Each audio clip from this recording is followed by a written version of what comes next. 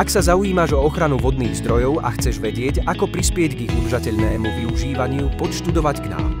Na katedre vodného hospodárstva krajiny na Stavebnej fakulte Slovenskej technickej univerzity v Bratislave ti ponúkame nielen teóriu, ale aj praktické skúsenosti. Objav jedinečné možnosti vzdelávania a výskumu od revitalizácie vodných tokov cez ochranu vodných ekosystémov až po manažment krajiny s dôrazom na ochranu pred povodňami a návrh adaptačných opatrení na zmiernenie dopadu klimatickej zmeny.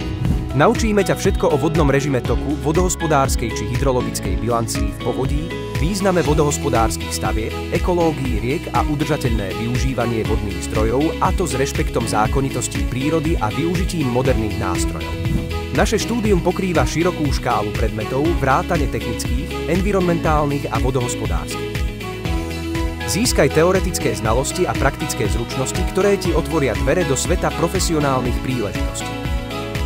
Sme hrdí na naše zahraničné stáže a spolupráce s poprednými svetovými univerzitami a inštitúciami. Vďaka účasti na medzinárodných výskumných projektoch máš šancu prispievať k inováciám v oblasti vodného hospodárstva a získať skúsenosti na medzinárodnej úrovni.